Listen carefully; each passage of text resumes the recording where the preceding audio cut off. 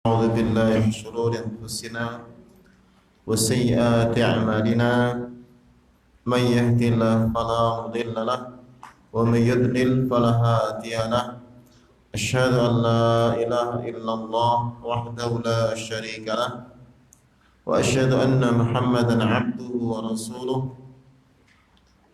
يا أيها الذين آمنوا اتقوا الله حق تقاته ولا تموتن إلا وأنتم مسلمون يا أيها الناس اتقوا ربكم الذي خلقكم من نفس واحدة وخلق منها زوجها وبث منهما رجالا كثيرا ونساء واتقوا الله الذي تساءلون به والأرحام إن الله كان عليكم رقيبا يا أيها الذين آمنوا اتقوا الله وقولوا قولا سديدا يصلح لكم أعمالكم ويغفر لكم ذنوبكم ومن يطع الله ورسوله فقد فاز فوزا عظيما أما بعد alhamdulillah ikhwani wa akhwati para hadirin dirahmati Allah Subhanahu wa taala.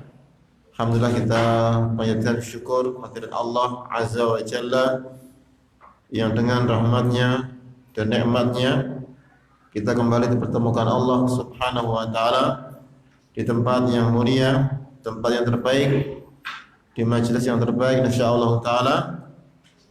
Dan insyaallah taala kita akan bahas tentang manhaj ahli sunnah wal jamaah di dalam menyikapi hadis fitnah, khususnya fitnah akhir zaman.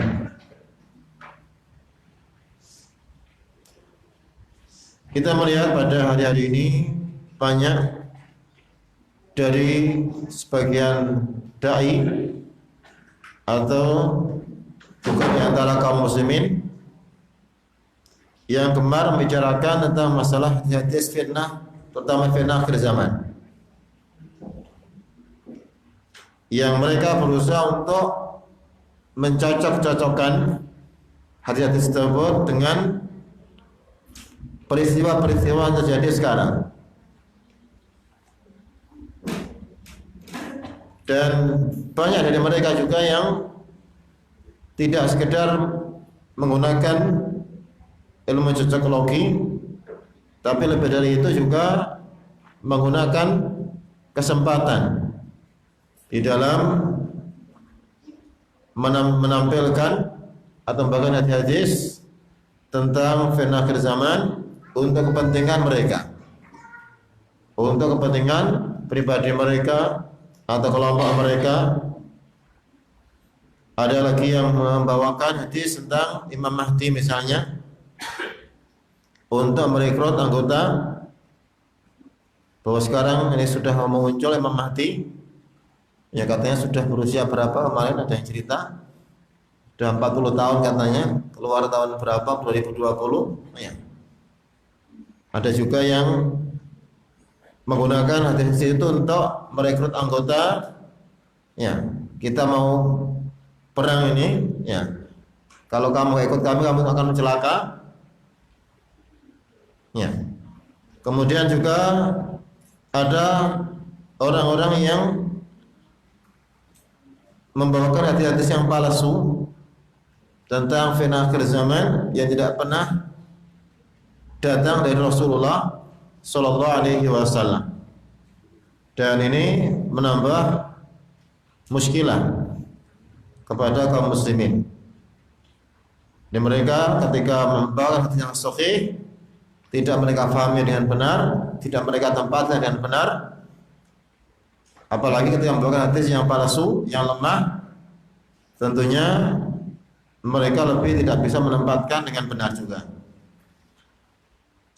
Insyaallah dalam pembahasan kali ini kita akan bahas tentang manhaj yang sahih, metode yang sahih dari generasi pendahulu kita di dalam menyikapi hadis fitnah tersebut, terutama fitnah akhir zaman yang banyak dibahas oleh sebagian orang, bahkan mungkin merupakan pembicaraan yang menarik di majelis-majelis. Sebelumnya kita akan membahas tentang definisi dari arti fitnah. Fitnah secara bahasa adalah ujian dan cobaan. Fa, ta, dan nun ini asal yang sahih, ia menunjukkan arti ujian dan cobaan. Seperti perkataan orang Arab, fatanul dzahab wal fiddah. Aku memfitnah emas dan perak ketika emas perak itu dilebur, dilelehkan, dibersihkan dari kotoran-kotorannya agar nampak mana yang murni, mana yang campurannya. Ini asal kata dari fitnah. Kemudian secara istilah, ya, secara istilah arti fitnah adalah perkara-perkara yang tidak disukai. Karena ujian biasanya tidak sukai juga. Perkara yang benci atau yang tidak sukai, bahkan bisa membawa pada kafiran, kepada dosa, kefajiran dan yang lainnya. Ini arti dari fitnah. Ini supaya kita tidak salah di dalam memahami. Karena di dalam bahasa kita fitnah ini kan diartikan tuhmah. Dia disempitkan dengan makna tuhmah, tuduhan yang tidak benar. Aku difitnah berarti dituduh yang tuduhan yang tidak benar.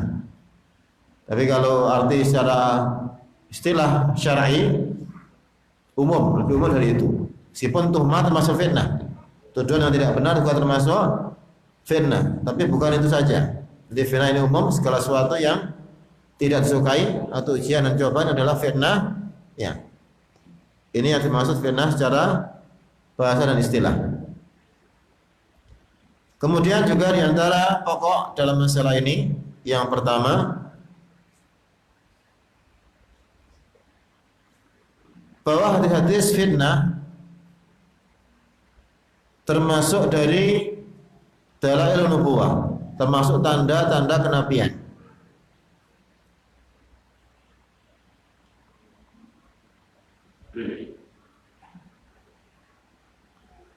Rasulullah SAW, Allah berikan pada beliau tanda-tanda kenabian atau yang kita sebut dengan mukjizat, hal yang luar biasa yang diberikan Allah kepada para nabinya, yang kalau dalam istilah yang terkenal populer adalah mukjizat. Kalau mukjizat ini perkara luar biasa yang Allah berikan pada nabi atau rasul. Kalau yang pada selain nabi disebut karomah, ya, perkara luar biasa. Kepada wali atau selain nabi disebut sebagai karomah. Tetapi kalau kita melihat dalam Al-Quran dan Sunnah, kita tidak pernah melihat istilah mukjizat atau istilah karomah, nggak ada. Yang ada ayat. Jadi kalau dalam Al-Quran ada apa? Ayat. I'tina bi ayatin. Laqad ataina Musa tis'a ayatin bayyinah. Jadi ayat. Kalau dalam Al-Quran dan Sunnah itu ayat. Allah berikan ayat, itu tanda kuasaan Allah pada Nabi tersebut. Ini kalau dalam istilah Al-Quran dan Sunnah. Ayat Allah yang Allah tunjukkan kepada manusia tentang kebenaran Nabi-Nya. Dan ayat atau orang menyebut mukjizat ini semata-mata datang dari Allah Subhanahu wa Ta'ala. Tidak bisa dipelajari, tidak bisa diupayakan. Nabi Musa tidak pernah punya pikiran nanti akan membelah lautan. Nggak pernah punya pikiran nanti akan mengubah tongkatnya menjadi ular. Nggak pernah punya pikiran seperti itu. Itu tiba-tiba saja Allah mewahyukan ketika kondisi terdesak, di belakang dikejar orang tentara Fir'aun dengan pasukan lengkap, senjata yang luar biasa, di depan ada lautan. Allah berikan wahyu pada Musa agar memukulkan tongkatnya ke lautan. Kemudian langsung terbelah menjadi dua, sehingga mereka berjalan selamat sampai tepi. Kemudian diikuti oleh Fir'aun dan tentaranya, akhirnya mereka tenggelam. Ini tanpa dipelajari. Juga ketika Nabi Musa ditantang oleh para dukun tukang sihir Fir'aun untuk berduel dengan mereka, untuk perang dengan mereka, tidak pernah punya bayangan nanti tongkatnya akan menjadi ular. Ketika mereka menampakkan keahlian mereka, tali-tali mereka berubah menjadi ular yang berjalan, Allah memberikan kepada Musa untuk memengkulkan tongkatnya, kemudian berubah menjadi ular besar, melahap semua ular-ular yang mereka buat.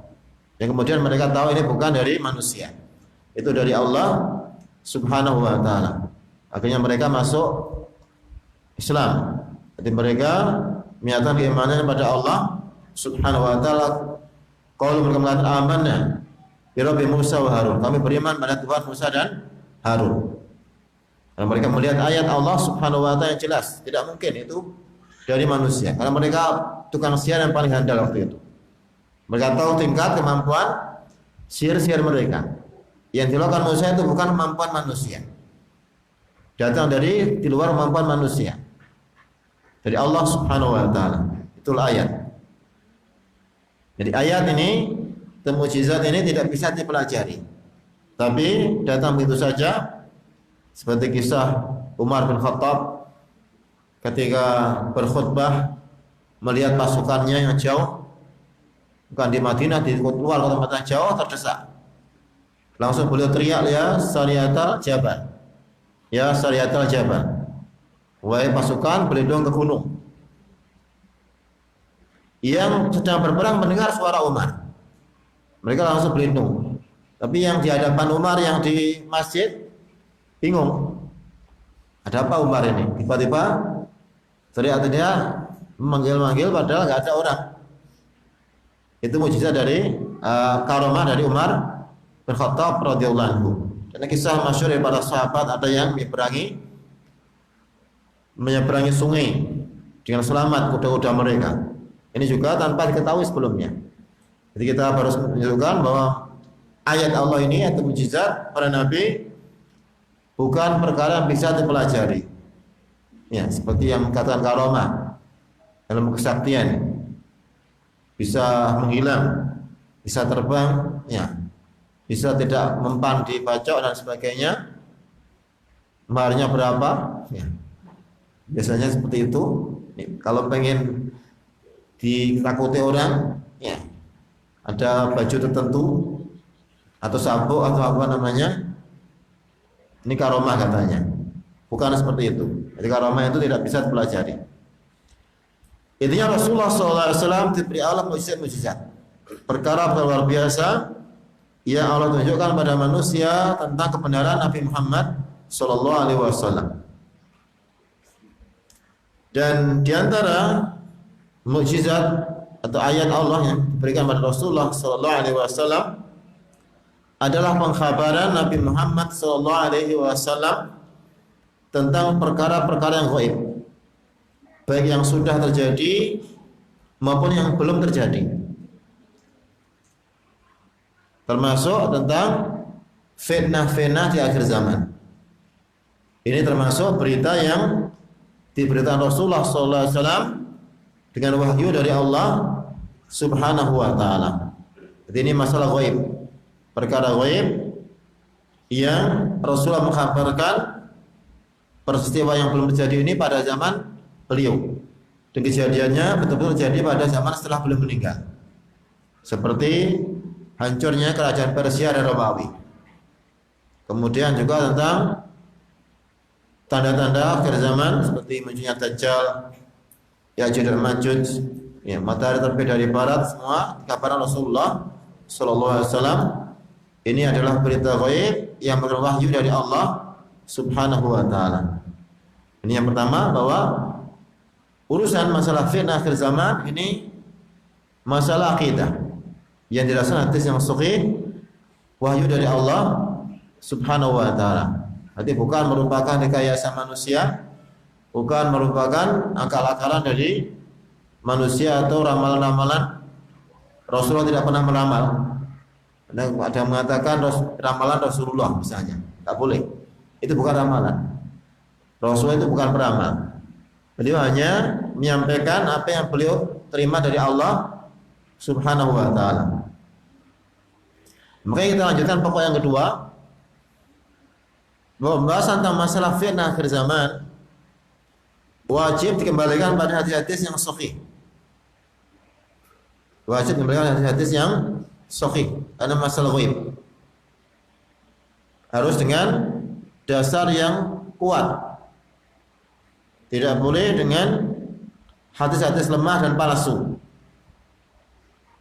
Tidak boleh orang mendasarkan atas dasar yang lemah sekali seperti hadis lemah dan palsu.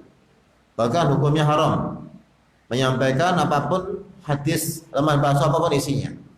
Karena Rasulullah SAW mengancam siapapun yang menyampaikan hadis mengatasnamakan atas beliau apa yang beliau ucapkan dengan neraka. Ya Rasulullah bersabda hadis yang sahih mutawatir, lafzi man kadzaba 'alayya muta'ammidan falyatabawwa maq'adahu minan nar. Rasulullah bersabda, siapa yang berdusta atas namaku dengan sengaja, maka hendaknya dia mengambil tempat duduknya di neraka. Ini mutawatir di dalam Bukhari, Muslim dan yang lainnya hadisnya, yang menunjukkan ancaman yang keras dari Rasulullah SAW kepada siapa saja yang mengatasnamakan berita-berita yang beliau tidak pernah menyampaikan, termasuk yang menyampaikan hadis yang lemah dan palsu. Kemudian juga ada hadis yang lain Rasulullah bersabda, man haddatsa bi haditsin yura aw yara anahu kadhibun fa huwa ahadul kadhibin.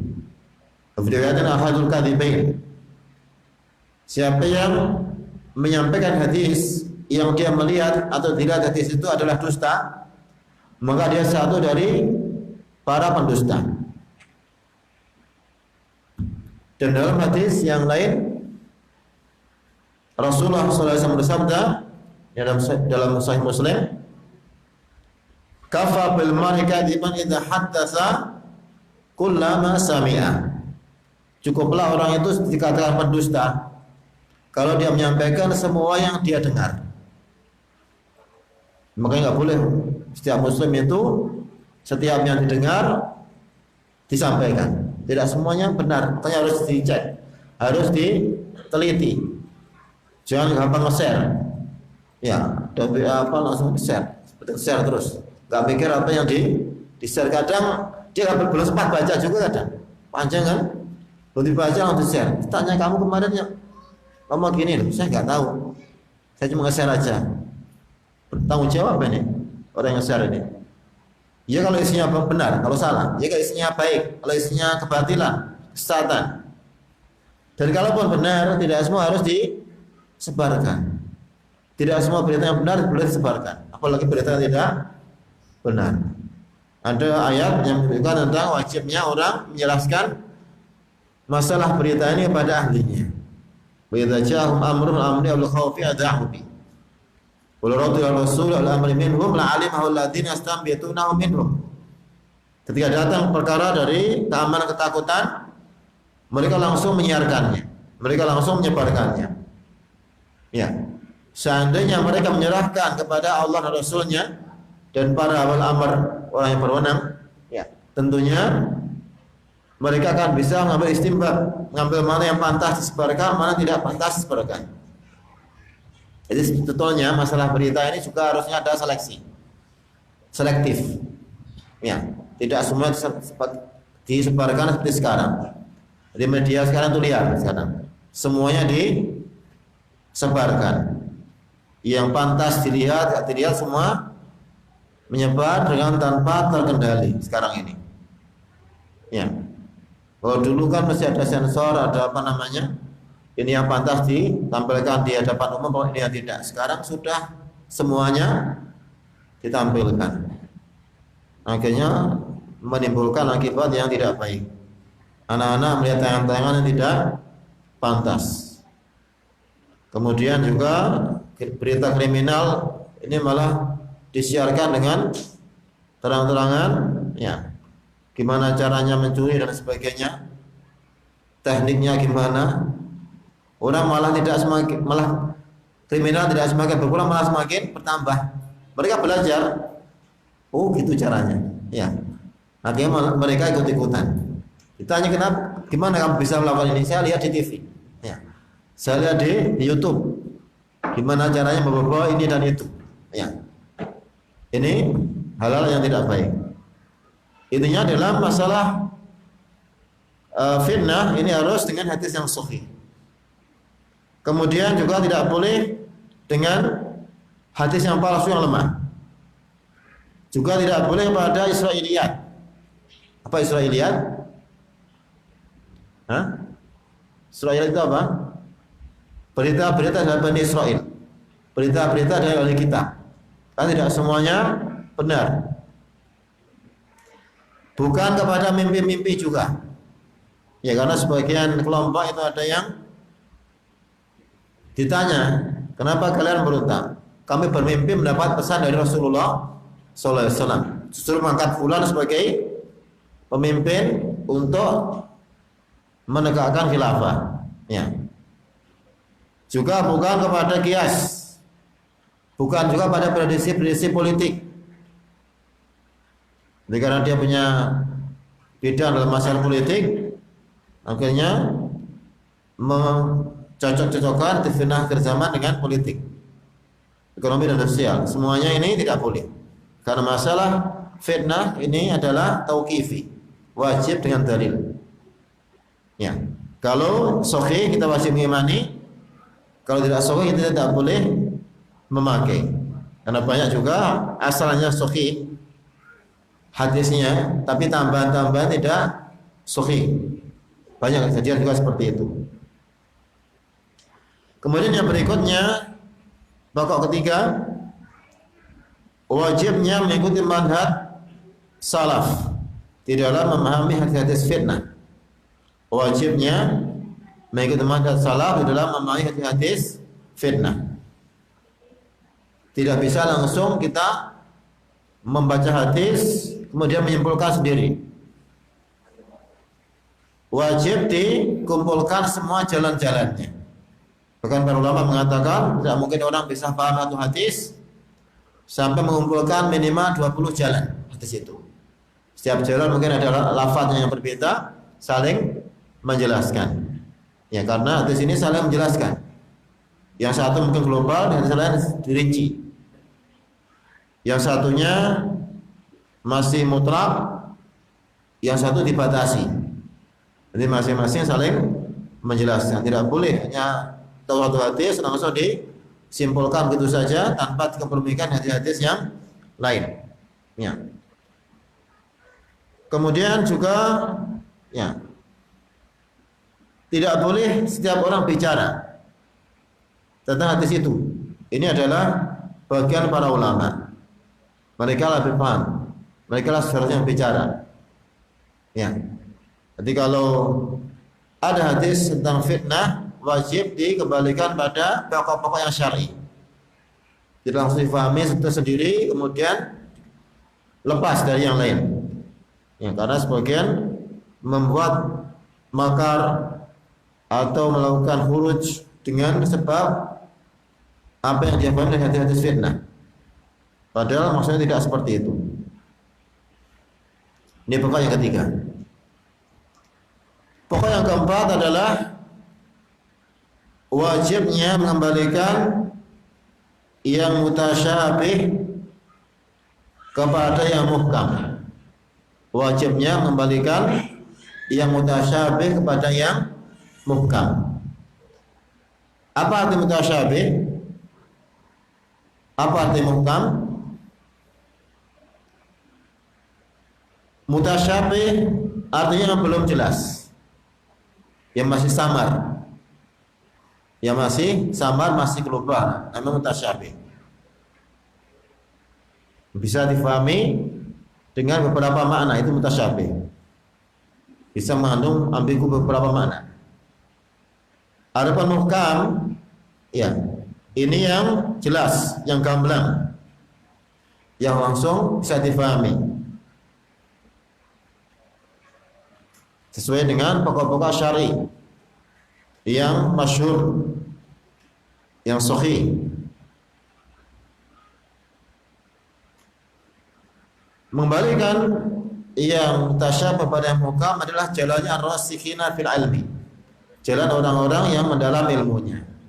Yang Allah firman dalam surat Ali Imran, "Waladzi anzala 'alaikal kitaba min ayatin muhkamat hunna ummul kitabi wa ukharu mutasyabihat. Fa ammal ladzina fi qulubihim zayghun fayattabi'una ma tashabaha minhu ibtigha'a al-fitnah wa ibtigha'a ta'wilih. Warasuna fil ilmi yaquluna amanna bihi kullu min 'indi rabbina wa ma ya'lamu ta'wila illallah. Warasuna fil ilmi yaquluna kullu min 'indi rabbina." Nah, ini tentang masalah mutasyabih dan muhkam. Allah mengatakan dan melakukan ada yang mutasyabih, ada yang muhkam. Hunna umul kitab, muhkam umul kitab. Wa ukharu mutasyabih, jalan ada mutasyabih. Bagaimana kita menyikapi ayat yang mutasyabih dan muhkam? Jalan ahlul ilmi, jalan rasikhina fil ilmi adalah mengembalikan yang mutasyabih pada yang muhkam. Yang belum jelas dikembalikan yang sudah jelas. Adapun orang-orang yang ada kesesatan dalam hati mereka justru sebaliknya. Mereka mencari-cari mutasyabih. Maladina fi qulubihim zayg fayattabi'una ma tashabaha minhu. Orang dalam hatinya kesesatan justru mencari-cari yang mutasyabih, ibtigha' al-fitnah wa ibtigha' ta'wil, untuk mencari fitnah. Mencari yang aneh-aneh. Yang jelas ditinggalkan, yang aneh-aneh malah dicari. Ini ciri orang yang ahli bid'ah, yang sesat. Rasul mengatakan, "Idza ra'aytahum," kalau mereka fahdharum, awaslah mereka. Ahli bid'ah itu juga cirinya seperti itu, tidak mencari yang jelas, malah mencari yang tidak jelas. Yang jelas tidak dipakai, yang tidak jelas dicari-cari. Mencari yang aneh-aneh, mencari sensasi. Ya. Ada sebagian orang kegiatannya itu mencari apa? Sensasi, mencari yang aneh. Bahkan walaupun dia melakukan hal yang sangat memalukan, yang penting apa? Terkenal. Ini gila popularitas. Ya, khubudhur yang simbudhur. Orang yang gila popularitas ini bahaya. Ada sebagian orang yang waktu haji kencing di air Zam-Zam. Banyak orang kencing di air Zam-Zam. Dimarahi sama orang-orang, "Kenapa kamu? Banyak orang kamu kencing di air Zam-Zam." Apa katanya? "Saya pengen terkenal." Ya, saya pengen terkenal dengan segala cara. Yang penting terkenal, walaupun aneh-aneh. Ini bahaya. Ya, tahu itu salah tapi karena pengen terkenal akhirnya apa? Sengaja dia membawakan itu. Ini bahaya. Ini orang-orang yang Allah mengatakan dalam hati mereka ada kecondongan kepada kesesatan. Mencari yang aneh-aneh, meninggalkan yang jelas. Dulu pernah menyebar berita tentang imam dan khotib wanita. Ya, mau dipost rame di kitab-kitab fikih gini-gini dan sebagainya. Kenapa sulit-sulit? Jelas Rasulullah tidak pernah mencontohkan. Selesai. Ya. Kita bingung bahas itu dan itu. Ya. Padahal jelas dalilnya. Ini masalah ayat. Dan masalah ini juga berlaku pada hadis-hadis Rasulullah SAW. Di para ulama juga menjelaskan hadis juga ada yang muhkam, ada yang mutasyabih. Ya. Jadi hadis ini juga ada yang muhkam, ada yang mutasyabih. Kata Syekh Mas Syakir dalam Syarah Al-Alfiyah Suyuti, beliau mengatakan di antara hadis-hadis itu ada yang mutasyabih seperti mutasyabih Al-Quran. Di hadis itu juga ada yang belum jelas, ada yang jelas. Yang belum jelas dikembalikan kepada yang jelas. Ya. Dan ini juga berlaku pada perkataan para ulama. Sebelumnya para sahabat juga. Perkataan sahabat dalam mutasyabih ada yang muhkam. Perkataan ulama juga ada yang mutasyabih, ada yang muhkam.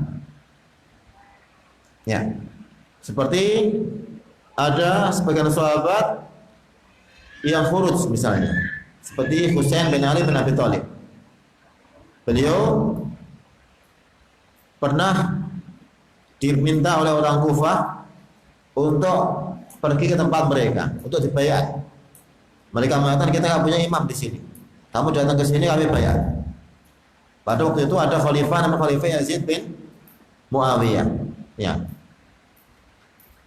Akhirnya Husain karena diberitahu oleh orang Kufah mereka nggak punya imam, nggak punya pemimpin, datang ke sana. Walaupun dinasihati oleh sahabat yang lain, bahkan semuanya melarang para sahabat, kamu jangan pergi ke sana, ini fitnah.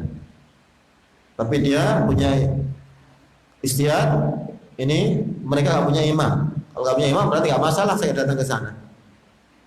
Kejadiannya akhirnya masyhur sampai ke Kufah, kondisi sudah berubah. Jadi kondisi politik sudah berubah. Yang dulunya mau mengangkat Husain, mereka nggak berani. Akhirnya Husain dibiarkan terbunuh, dibunuh oleh pasukan dari Bani Umayyah.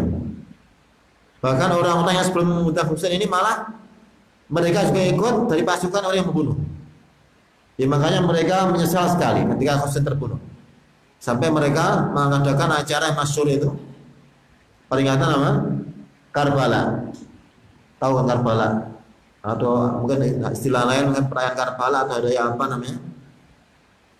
Mereka karena mereka memang pantas, karena mereka lah yang undang Husain, mereka lah yang membiarkan Husain terbunuh.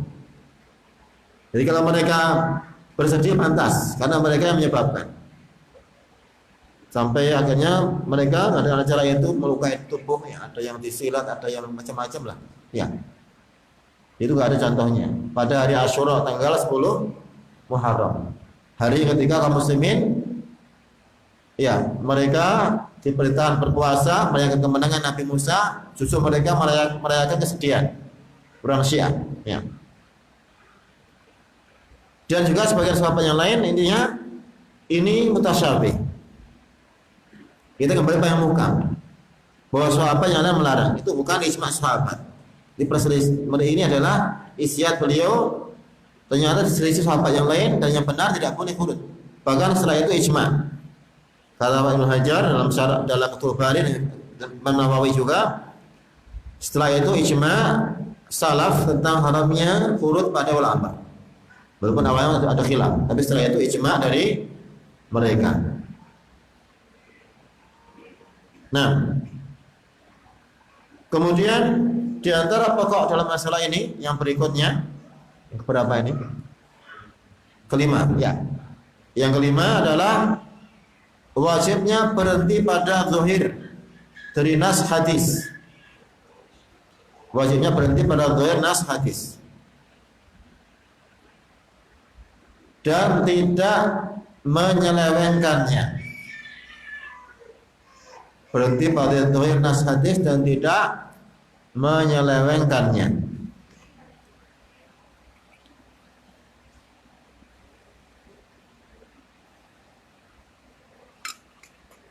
Ya, mazhab Ahlussunnah wal Jamaah adalah mengamalkan yang zahir dari nas, yang zahir, itu yang nampak.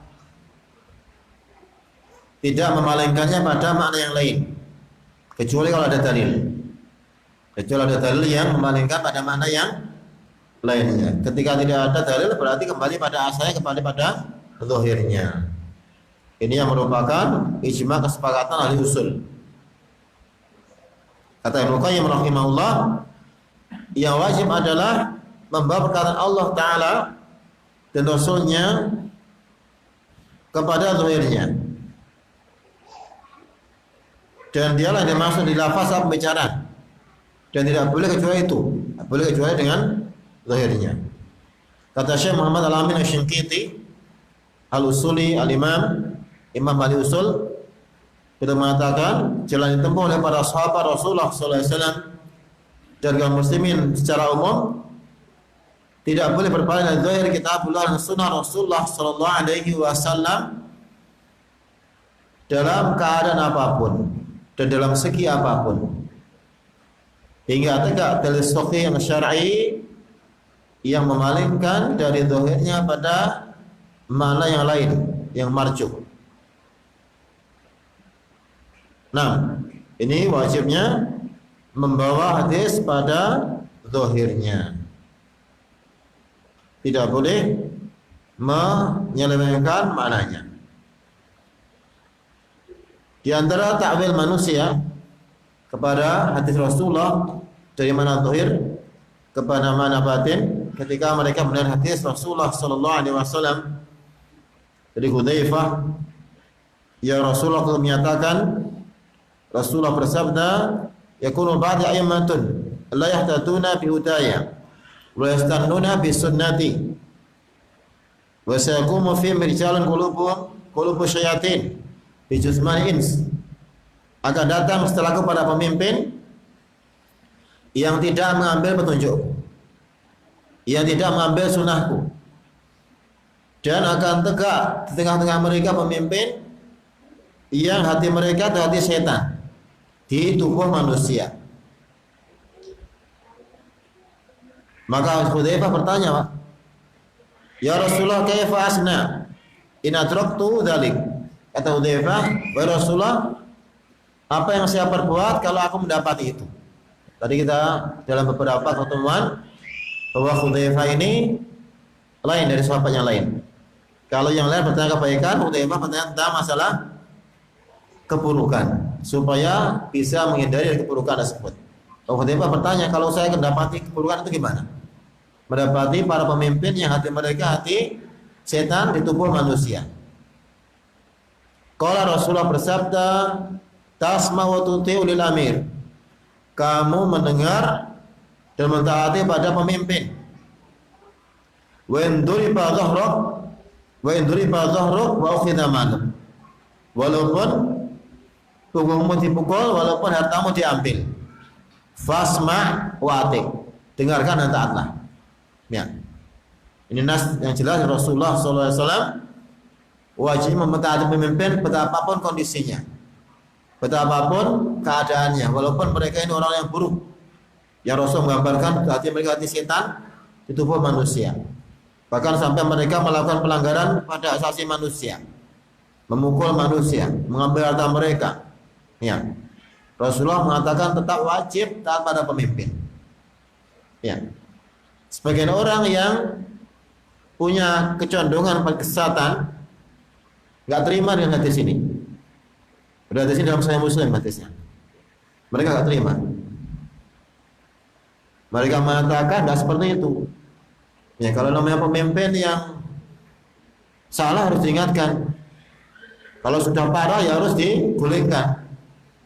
Kata mereka. Ketika ditetapkan hadis ini, lihat di sini, walaupun mengambil harta, walaupun mukul punggung, tetap wajib taat. Dia ngomong itu hanya kasus insidental. Itu maksudnya, ya, ketika ada orang tertentu, dia mengalami kasus tertentu, kalau dia khawatir nanti akan membuat fitnah lebih besar, maka tidak boleh dia memberontak. Dia harus diam, walaupun dia pukul punggungnya, walaupun diambil hartanya. Jadi hanya berlaku pada kasus tertentu, bukan pada seluruh orang, kata orang tersebut. Jadi mentakwil hadis ini kepada kondisi khusus, sehingga secara umum boleh memberontak kalau pemimpin sudah menyimpang dari jalan yang benar. Ya. Ini ada sebagian orang yang menyalahkan ini. Di antara mereka adalah Salman Al-Audah, ya, dan muridnya Muhammad Al-Arifi, ya, dan juga yang lain yang dibantah oleh banyak para ulama seperti Syekh Shalal Fauzan, kemudian Mufti Saudi Arabia, Syekh Abdul Aziz Al-Syekh, dan juga yang lain. Ini termasuk penyelewengan hadis dari zahirnya pada yang tidak zahir, yang menyimpang. Ini salah satu contoh saja. Ya. Seperti ketika ada yang mendengar hadis lam yufliha qauman wala amra bi mur'ah. Tidak beruntung satu kaum yang menjadikan pemimpin mereka seorang wanita. Awalnya dia mengatakan ya hadisnya sahih, tidak boleh. Tapi ketika pas dia mencalonkan kebetulan yang partnernya wanita, ya nggak apa-apa. Itu hadis itu hanya untuk yang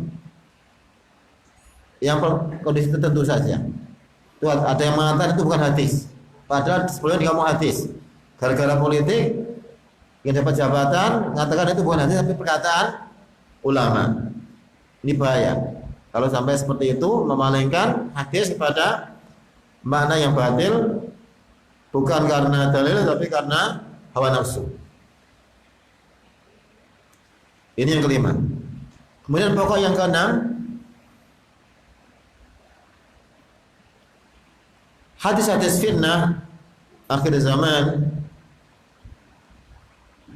adalah peringatan dari perkara-perkara keburukan dan motivasi untuk beramal soleh. Hadis fitnah ini merupakan peringatan sekaligus juga motivasi. Peringatan dari hal tersebut agar waspada dan sekaligus agar kaum muslimin banyak beramal soleh supaya terhindar dari fitnah-fitnah tersebut. Dan yang pertama dari hadis Rasulullah SAW yang banyak tentang fitnah akhir zaman, yang kata Hudzaifah ketika beliau membawakan hadis itu, saya bertanya tentang itu agar saya menghindari lima khawfatan yudrikan, karena saya takut terkena keburukan tersebut. Kemudian juga Rasulullah SAW bersabda hadis yang sahih dalam Sahih Muslim dan yang lainnya, ya, beliau bersabda, badiru bil a'mali fitanan, bersegeralah kalian beramal untuk menghadapi fitnah-fitnah. Kaqita'il lail muzlim, yang begitu gelapnya fitnah sampai seperti serpian malam yang gelap. Yusbihu rajul mu'mina wa yumsi kafira, paginya orang itu masih beriman, sorenya sudah kafir. Wa yumsi mu'mina wa yusbihu kafira, sorenya beriman, paginya sudah kafir. Yabi'u dinahu bi'aradin minad dunya, dia menjual agamanya dengan barang kenikmatan dunia. Hadis ini menunjukkan Rasulullah memperingatkan kaum muslimin dari fitnah yang sangat berbahaya. Fitnah terbesar, fitnah pada agama. Fitnah terbesar, fitnah pada agama. Kalau fitnah pada dunia lebih ringan, kalau fitnah pada agama lebih berat dan paling berbahaya. Kalau fitnah dunia maksimal akibatnya di dunia. Kalau fitnah agama akibatnya selama-lamanya. Makanya Rasulullah menyebutkan di sini fitnah yang besar, fitnah agama. Paginya beriman, sorenya kafir. Sore beriman, paginya kafir. Menjual agama dengan dunia. Apa anjuran Rasulullah untuk menghadapi itu? Badiru bil a'mal, bersegera kalian beramal. Ketika ada fitnah, ketika Rasul menyebutkan masalah fitnah, supaya orang-orang Islam itu beramal soleh, motivasi untuk beramal, bukan justru menakut-nakuti orang, membuat orang ketakutan dan ngeri, membuat putus asa. Ya, bukan beramal malah semakin takut, ngeri, akhirnya berbuat apa-apa. Salah. Di Rasul menyampaikan hati itu agar manusia banyak beramal supaya terhindar dari fitnah. Kalau setiap orang seperti itu, insya Allah akan terhindar dari fitnah, yang kecil dan yang besar. Kalau semua orang memperhatikan ibadahnya, bagaimana dia meluluskan ibadahnya, membenarkan, selamat dari fitnah insya Allah. Tidak sempat ngobrol masalah-masalah yang tidak bermanfaat. Tidak sempat turun ke jalan. Kemudian di masjid aja banyak urusan. Kenapa harus turun ke jalan? Ya. Kenapa harus masuk ke orang-orang yang ambisi jabatan dan dunia? membantu mereka dan sebagainya. Nggak sempat. Kalau kita memperhatikan ibadah kita pada Allah Subhanahu wa taala. Tidak sempat ghibah. Tidak sempat bicarakan orang lain juga. Kalau kita banyak berzikir pada Allah Subhanahu wa taala. Dengan kita beramal, beribadah selamat dari fitnah. Dengan banyak berzikir akan tidak ghibah. Ghibah kan fitnah juga. Ya. Karena ghibah dosa besar. Kalau manusia, kaum muslimin semuanya memperhatikan agamanya, memperhatikan ibadahnya selamat dari fitnah. Makanya Rasulullah bersabda, min husni islamil mar'i tarku ma la ya'ni.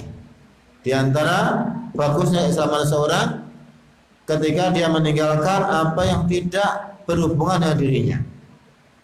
Apa yang tidak bermanfaat bagi dirinya.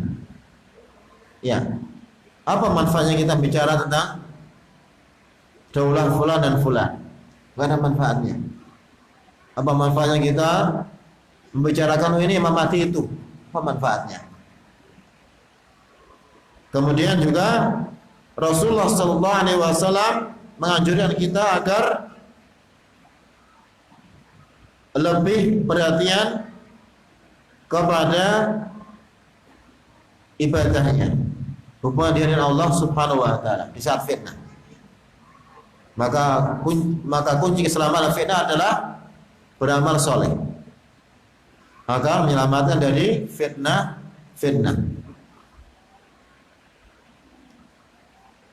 Kemudian juga dari sini, dari pokok ini, ketika fitnah ini adalah motivasi beramal kebaikan, tidak boleh orang berdalih atas fitnah untuk kemaksiatan. Ya, ada orang korupsi. Ketika ditanya, kenapa kamu korupsi? Saya melakukan ini ada dalilnya. Ada dalil korupsi ya. Saya melakukan korupsi ada dalilnya. Apa dalilnya? Ada hadis Rasulullah bersabda, latihan ala nasi zamanun la yubali mar'u fima akhadhal mal amin halal min haramin. Akan datang suatu zaman pada manusia yang mereka tidak mempedulikan dari mana mengambil harta, entah dari yang halal atau dari yang haram. Hadisnya dalam Sahih Bukhari, ada hadisnya. Ya, hadisnya benar hadisnya. Tapi yang salah apa? Penempatannya. Itu bukan dalil bolehnya mengambil harta dengan semaunya. Itu dalil bahwa nanti di antara tanda kiamat orang mereka tidak peduli halal dan haram. Bukan berarti boleh, berarti kan? Ini ada hadisnya. Ya. Ini dalil atas bolehnya berbuat maksiat, tidak boleh. Nanti juga ada berdalil orang yang yang pecandu musik. Ketika ditanya, ada dalilnya. Akan datang zaman manusia menghalalkan al-khir wal harir wal ma'azib. Dalam Sahih Bukhari hadisnya. Tidak akan tegak kiamat sampai manusia menghalalkan zina, kemudian sutra dan alat-alat musik. Nah, berarti ini ada ini dalilnya. Pada itu Rasulullah membawakan bukan untuk sebagai bolehnya. Itu bukan bahwa di antara tanda kiamat seperti itu. Di tanda kiamat itu tidak semua boleh, tidak semua haram. Ada yang boleh, ada yang haram, ya kan? Kalau seperti ada munculnya Imam Mahdi kan, itu bukan haram juga kan? Tanda kiamat juga. Kalau seperti manusia mengambil dari yang haram, ini juga tanda kiamat, tapi yang haram hukumnya. Seperti juga akan adanya orang menghalalkan zina, jelas yakin itu merupakan perkara yang diharamkan. Kemudian khamar juga, harir dan alat musik. Intinya hadis fitnah ini motivasi beramal soleh, bukan untuk sebagai dalil atas kemaksiatan, juga bukan untuk menakut-nakuti kaum muslimin. Ini kalau ada sebagian orang atau seorang dai, ya kerjanya seperti itu. Setiap tampil mesti membuat orang ketakutan. Wah, nanti akan ini, akan itu, ini akan perang dunia ketiga. Ini sudah muncul tanda-tandanya. Ya, kita harus segera mengungsi. Ada lagi yang mengatakan kita harus mengusir ke kampung muslim, ternyata dia punya apa? Bisnis perumahan, ya. Supaya selamat di situ, ya. Hari ini hal seperti ini tidak boleh. Tujuan hadis fitnah untuk peringatan dan motivasi beramal soleh. Kemudian pokok yang ke-6, ya. Ke-7, ya. Yang ke-7, tidak boleh berkubang dalam nazilah-nazilah fitnah. Kita tidak boleh berkubang dalam nazilah-nazilah fitnah.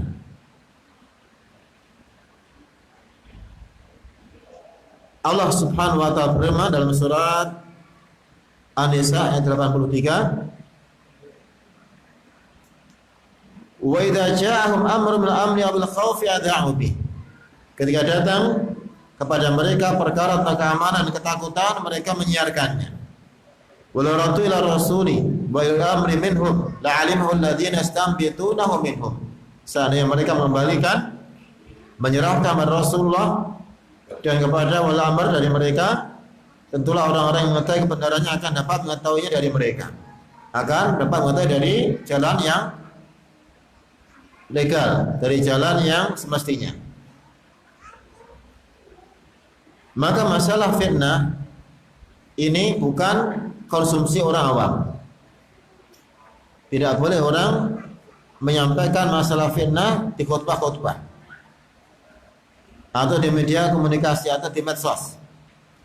Tapi yang membahas seharusnya para ulama di tempat yang benar, bukan dijadikan konsumsi publik, mengajak orang beramai-ramai untuk membicarakan masalah fitnah. Ketemu orang ini, wah ini mau perang dunia ketiga. Dari kapan kamu tahu? Ini ternyata dia banyak mengikuti dai fulan, ya. Setiap hari ada berita baru, ya. Setiap hari ada prediksi baru. Ternyata prediksinya pun banyak yang tidak terbukti, banyak yang meleset. Ya.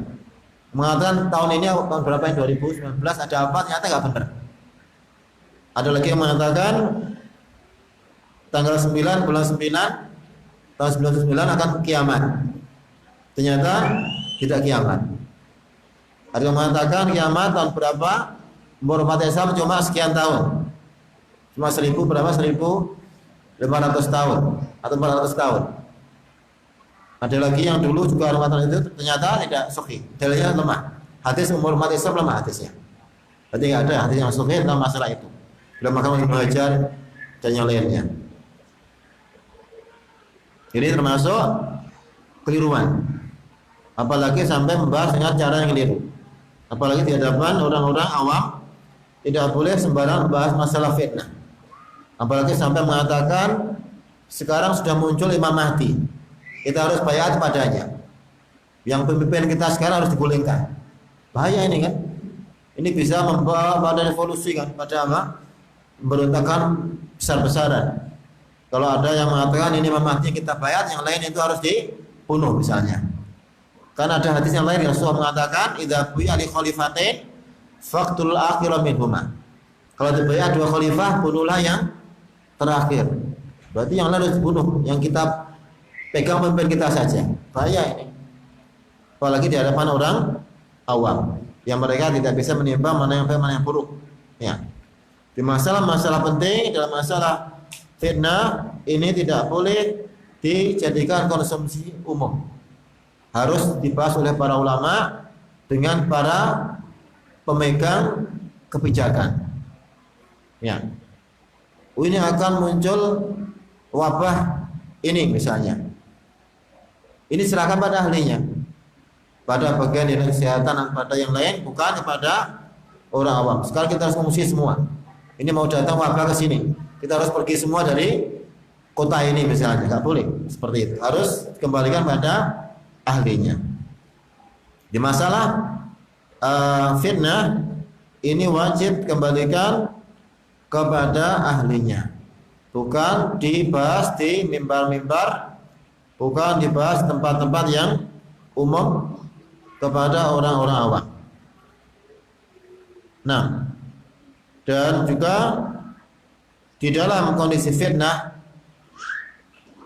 kita Ya, ini yang beberapa ini ke-8. Wajib membalikan pada orang-orang yang tua. Wajib membalikan pada orang-orang yang tua. Tua dari segi umurnya, tua dari segi usianya. Dan ini dicontohkan oleh para sahabat Rasulullah Shallallahu Alaihi Wasallam. Ketika tersebar berita wafatnya Rasulullah Shallallahu Alaihi Wasallam, maka kaum muslimin sangat bersedih dan sangat terpukul dengan berita wafatnya Rasulullah Shallallahu Alaihi Wasallam, karena mereka tidak pernah membayangkan, mereka sangat mencintai Rasulullah Shallallahu Alaihi Wasallam dan mereka tidak percaya kalau Rasulullah sudah wafat. Banyak dari sahabat yang ada yang percaya dan tidak percaya ketika ada berita Rasulullah wafat, karena terkejutnya, karena mereka sedihnya bercampur aduk, akhirnya sampai ada yang mereka tidak percaya. Termasuk yang tidak percaya adalah Umar bin Khattab. Kita tahu siapa Umar, orang yang dikenal tegas dan keras. Tapi ketika jadi musibah besar wafatnya Rasulullah Sallallahu Alaihi Wasallam, beliau tidak bisa menguasai dirinya karena sedihnya, ya, karena terkejutnya, sampai Umar ini teriak-teriak bawa pedang, siapa yang ngomong Nabi Muhammad meninggal, saya penggal. Beliau belum meninggal. Beliau itu mau bertemu Allah, dipanggil Allah seperti Nabi Musa dipanggil Allah, nanti akan kembali nanti. Aduh, dia dari mana tahunya itu? Ya. Tapi karena apa, kondisi yang panik, kondisi yang kacau, sampai beliau seperti itu. Ya, teriak-teriak, orang-orang juga bingung juga. Ya. Mereka datang ke tempat Rasul, jelas sudah meninggal, jelas. Sudah datang takziah, satu persatu datang ke tempat Rasulullah. Tapi melihat Umar mengatakan itu, mereka bingung juga. Masa Rasulullah belum meninggal? Terus Umar teriak-teriak sampai datanglah Abu Bakar As-Siddiq radhiyallahu anhu. Yang beliau datang ke tempat Rasulullah SAW, ke kamar Aisyah, tempat beliau meninggal. Beliau mencium Rasulullah SAW, kemudian mengatakan, ya ummi, tibta anta khayran mayitan. Ayah dan ibuku sebagai tebusannya, engkau ini dalam keadaan harum, dalam keadaan baik, hidup ataupun meninggal. Setelah itu Abu Bakar As-Siddiq keluar kepada manusia yang berkumpul di sekitar Masjid Nabawi. Dan ketika datang Abu Bakar, Umar langsung diam, karena tahu Abu Bakar lebih tua darinya, lebih senior darinya. Langsung Abu Bakar berkhutbah di hadapan manusia yang hadir semua waktu itu, termasuk Umar juga. Ya, ayuhan nas, man kana ya'budu Muhammadan fa innahu qad mat. Wahai manusia, orang yang menyembah Muhammad sekarang dia sudah meninggal. Wa man kana ya'budullah fa innahu hayyun yamut. Siapa yang menyembah Allah, Allah itu maha hidup, tidak akan mati. Kemudian beliau membaca ayat Allah Subhanahu wa taala yang menyebutkan tentang kematian Rasulullah SAW. Bahwa Rasul juga bisa mati sebagai manusia yang lain. Wa ma Muhammadun illa rajulun qad khalat min qablikum. Afa imat wa qutilan qalabtum ala aqabikum. Inilah Muhammad itu kecuali laki-laki dari kalian. Ayat dari laki-laki kalian. Ila aba hatim rajalukum wa khataman nabiyin, dan juga penutup para nabi. Afa imata aw qutilan qalabtum ala aqabikum. Apa kalau dia meninggal, mati, atau dia terbunuh, kalian akan murtad? Berjelas dari Allah bahwa Rasulullah itu manusia biasa yang bisa meninggal. Di tempat yang lain juga yang disebutkan dalam Al-Quran, Allah berfirman, innaka mayyitun wa inna mayyitun. Kamu yang Muhammad akan mati, dan juga mereka juga akan mati. Langsung Umar terduduk, langsung sadar Dan orang-orang pulang ke rumah masing-masing membaca ayat ini seakan-akan ayat ini belum pernah turun. Padahal mereka sering mendengar ayatnya. Bahkan Rasulullah sering membaca ayat ini. Wa Muhammadur Rasul qad khalat min qablihi rusul. Afa imma taqutilan qalabtum ala aqabikum. Sering Rasul membaca ini, tapi seakan-akan mereka dilupakan Allah Subhanahu wa taala. Inilah fitnah. Ya, fitnah itu bisa mengambil siapapun, sampai orang berilmu pun kena.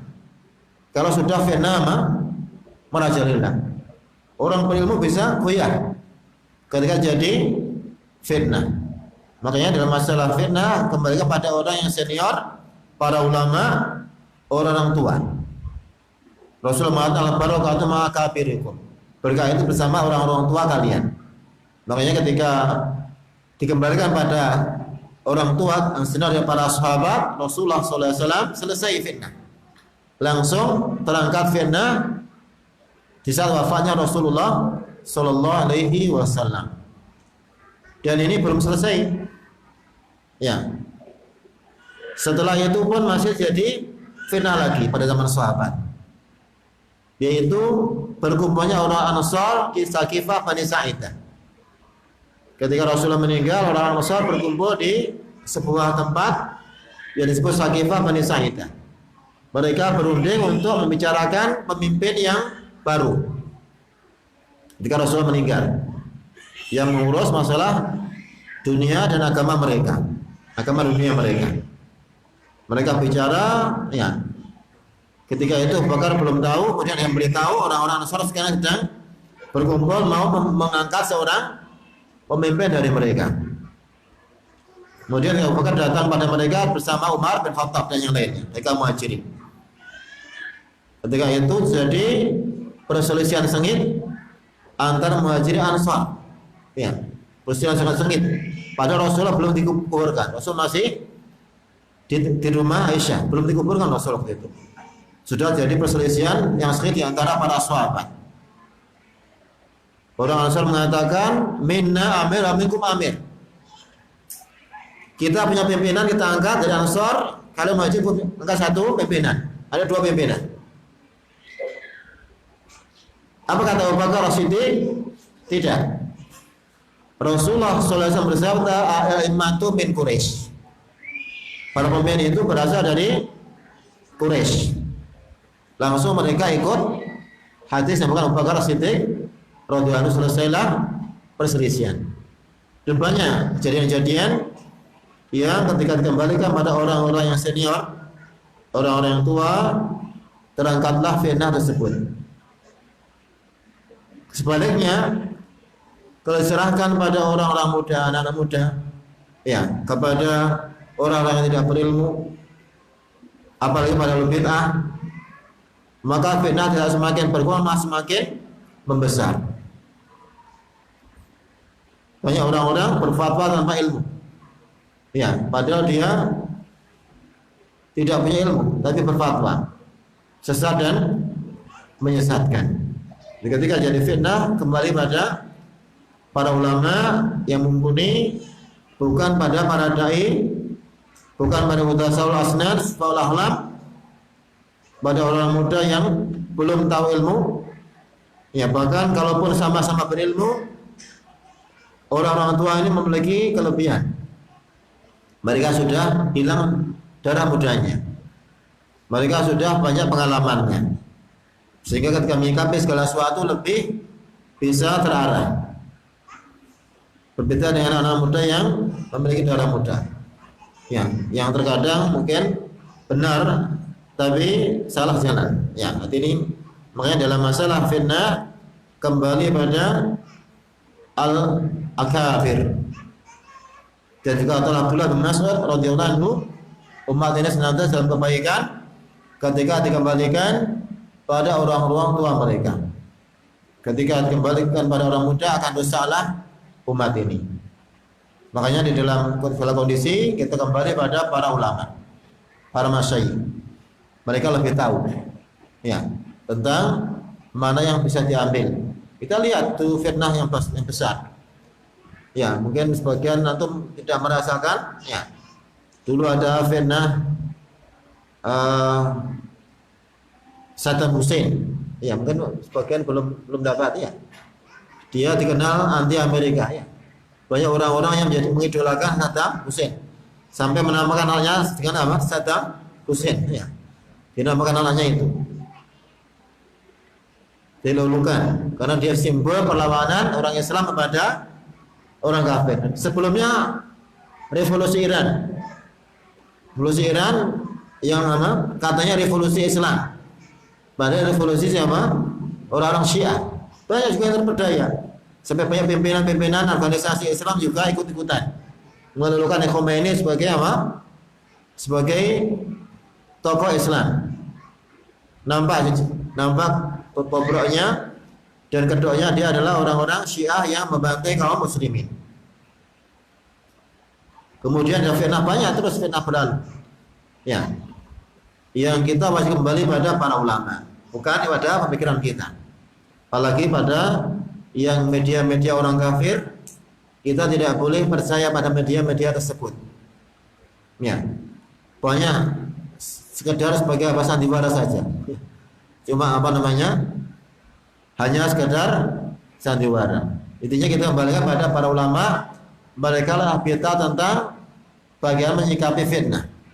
Bukan pada akal kita semata, bukan pada prediksi kita semata. Tapi kembali pada para ulama yang kita sepakat tentang imamahnya.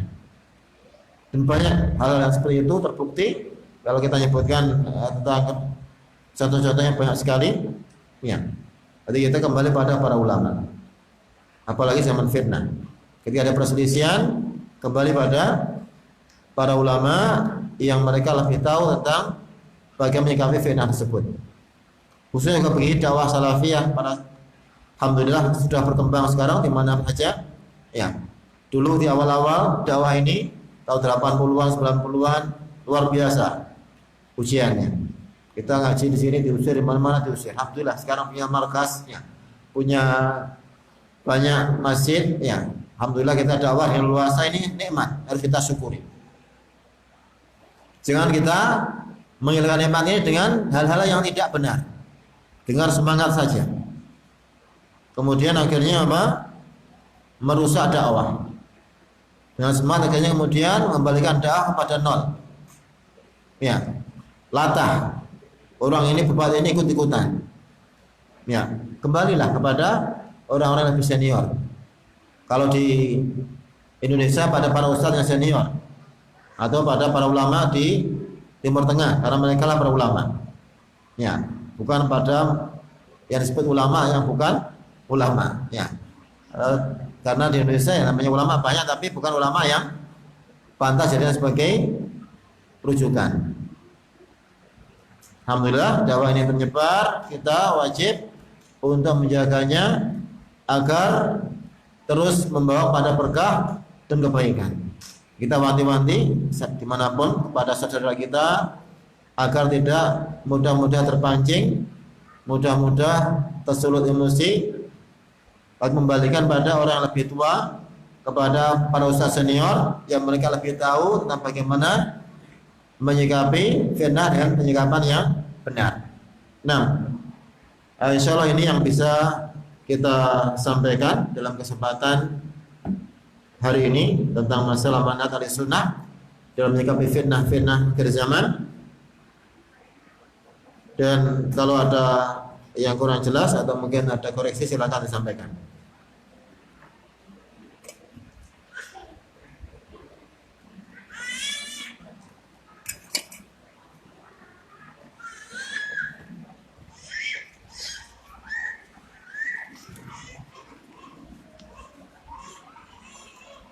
Nah, Assalamualaikum warahmatullahi wabarakatuh. Waalaikumsalam warahmatullahi wabarakatuh. Bagaimana Ustaz, apakah hadis yang tidak disampaikan oleh Ustaz akhir zaman?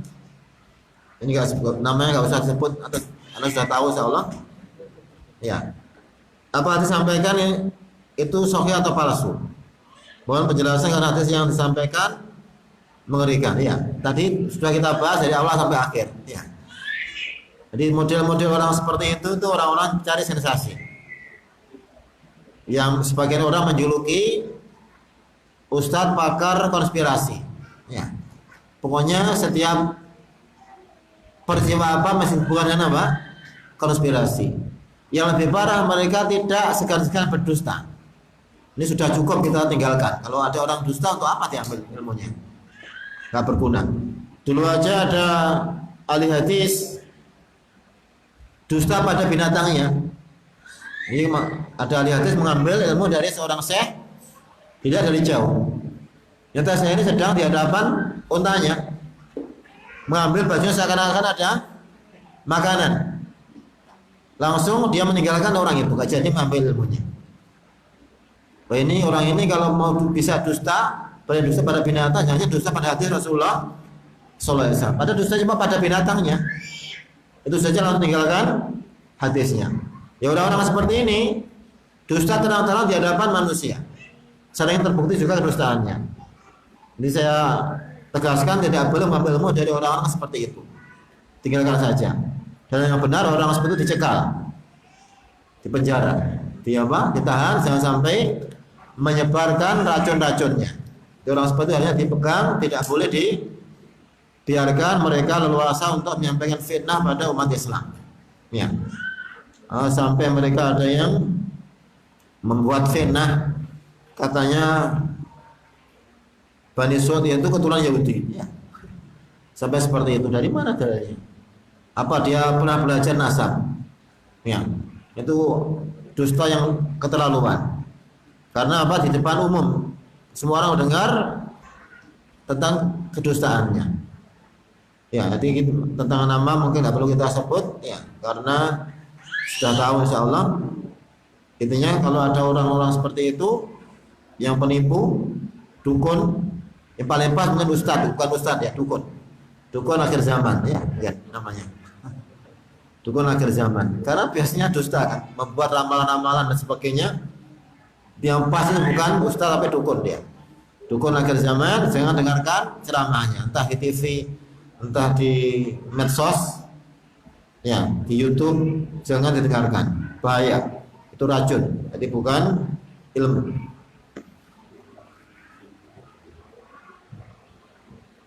Ya, bagaimana cara mudah memahami bahwa Ustadz fulan tidak di atas mantan yang benar? Ya.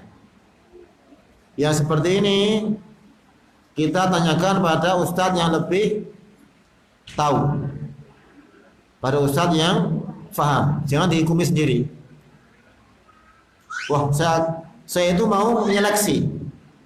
Saya lihat apakah omongannya benar atau salah. Kalau benar saya ikuti. Kalau salah tidak, saya tinggalkan. Baru belajar bisa menyeleksi gimana. Kita baru pemula belajar agama, katanya menyeleksi omongan orang, nggak mungkin.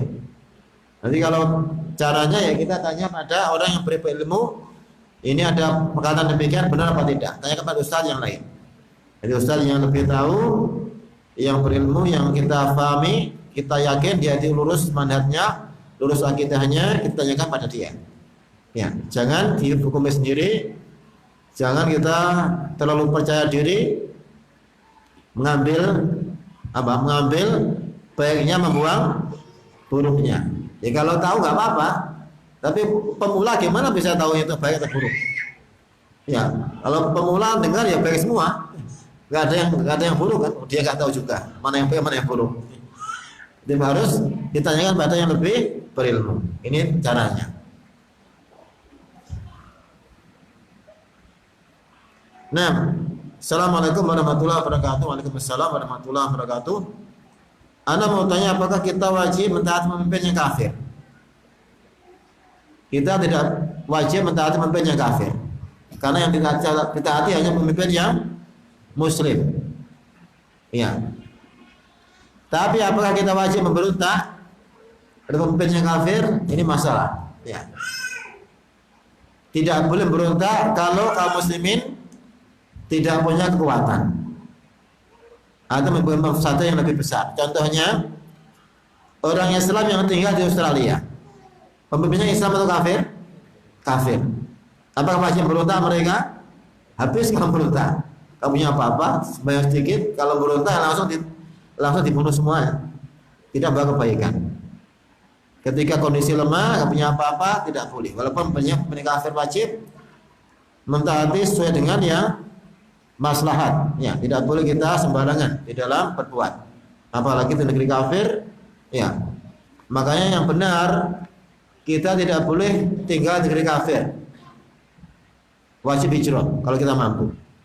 Rasulullah ketika orang-orang para sahabat di Makkah ditindas orang Quraisy, perintah hijrah. Ya. Makanya para ulama melarang tinggal di negeri kafir kecuali karena maslahat yang syar'i. Seperti berobat misalnya, atau mungkin belajar ilmu yang orang Islam nggak punya, boleh. Tapi kalau sekedar rekreasi, ya, sekedar jalan-jalan atau sekedar mencari penghidupan, kalau bisa negeri Islam, jangan negeri kafir. Bahaya. Kita nggak tahu akhir hidup kita. Kalaupun kita dan keluarga kita, jangan-jangan keturunan kita nanti juga berbahaya. Banyak kisah-kisah yang menyedihkan, ya, di negeri-negeri kafir. Di Australia itu, ya, kalau anak mendapat kekerasan orang tua, apa istilah KDRT atau apa namanya, itu boleh lapor polisi. Kalau sudah lapor polisi, terbukti orang tua sudah boleh berapa dana ini. Ini di bawah jaminan atau perlindungan negara, diambil anaknya. Bahaya kalau hidup negeri kafir seperti itu. Belum kalau mau sholat nggak ada adzan, mau puasa semua orang makan, nggak enak hidup negeri kafir. Ya, jadi makanya jangan hidup negeri kafir. Dan juga jangan mudah-mudah mengkafirkan orang Islam. Ini pemimpin kita sudah kafir, nanti kita boleh berontak. Dari mana kamu tahu kafir? Ya. Oh dia berikan demikian, itu harus jelas. Nggak boleh kita sembarangan mengkafirkan orang Islam. Karena syarat takfir ini berat. Orang yang yakin Islamnya tidak boleh dikeluarkan dari Islam, tidak yakin juga. Nggak boleh kita melakukan Islam dengan keraguan. Karena Islamnya yakin. Ya, oh dia itu berbuat demikian. Mungkin aja dia belum tahu. Mungkin aja dia belum sampai dalil pada dia. Jadi tidak boleh kita gampang mengkafirkan seorang pemimpin yang muslim. Nah,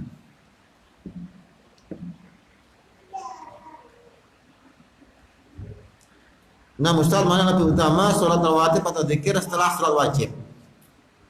Yang lebih utama zikir dulu, kemudian sholat rawatib. Ya, urutannya seperti itu. Ya, nanti zikir, setelah itu sholat sunnah. Ini yang datang dari petunjuk Rasulullah Sallallahu Alaihi Wasallam.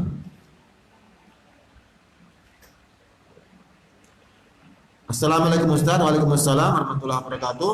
Apakah boleh mengatakan ibadah hanya untuk mengharap ridha Allah saja, tidak mengharap surga atau terhindar dari neraka? Ini pemikiran orang sufi. Ya, orang sufi itu beribadah dengan dasar mahabbah, hanya cinta pada Allah saja. Bahkan mereka mengatakan haram hukumnya orang ibadah untuk mengharap pahala atau untuk terhindar neraka. Itu ibadahnya pedagang katanya, berharap keuntungan. Kalau mau ibadah juga ikhlas, hanya mengharap ridha Allah saja. Ini bukan ajaran yang benar. Ya, ini adalah pemikiran sufi yang batil, yaitu yang mengatakan bahwa tidak boleh beribadah untuk berharap surga atau terhindar dari neraka. Ini merupakan pemikiran yang sesat. Yang benar, kita beribadah pada Allah, berharap pahala dari Allah dan takut dari azabnya. Ini yang benar.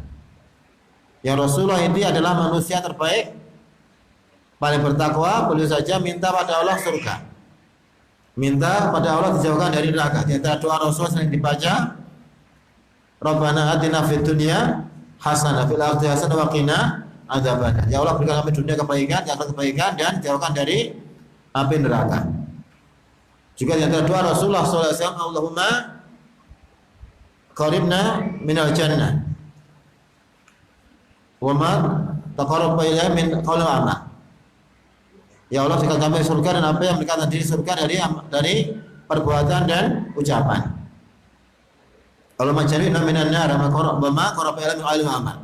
Ya Allah, jauhkan kami dari surga Jauhkan dari api neraka dan apa yang mendekatkan pada neraka dari perbuatan dan perbuatan. Jadi Rasulullah ini berharap surga dan takut dari neraka.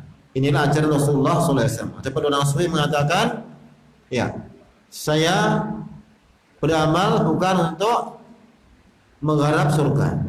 Bukan ada sebagian mereka, ini jenis Robi Adawiyah, ya Allah, walaupun saya kamu masukkan neraka apa-apa, yang penting kamu masih mencintaiku. Ini aneh, iya. Ini orang sufi. Bahkan ada mereka yang ekstrim lagi, orang yang ibadahnya mengharap surga itu orang syirik katanya. Tidak ikhlas dalam ibadah. Kalau ikhlas itu harus berharap apa-apa katanya. Pernah dengar omongan itu? Ya, ada seperti itu. Jadi yang mengatakan berharap surga, takut neraka itu syirik katanya. Tidak ikhlas dalam ibadah. Ini salah. Ikhlas itu bukan seperti itu. Orang ikhlas itu melihatnya karena Allah, minta kepada Allah, berharap pada Allah, bukan tidak berharap apa-apa. Ini salah. Jadi kita beribadah dengan dalil, bukan dengan perasaan. Kalau mau perasaan benar juga mungkin perasaan, tapi salah. Kalau kita sesuaikan dengan dalil.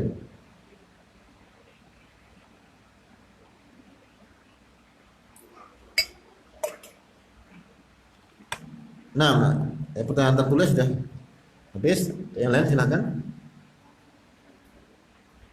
Alhamdulillah, ini yang bisa kita sampaikan pada kesempatan hari ini. Dan alhamdulillah kita berdoa Allah di dalam beberapa majelis juga di kota ini. Semoga Allah memberikan kepada kita taufik untuk bisa mendapat ilmu yang bermanfaat dan membuat amal yang soleh. Wallahu a'lam bishawab. Sallallahu Muhammad wa ala alihi wasallam. Subhanakallahumma wa bihamdika asyhadu an la ilaha illa anta astaghfiruka wa atubu ilaik. Assalamualaikum warahmatullahi wabarakatuh.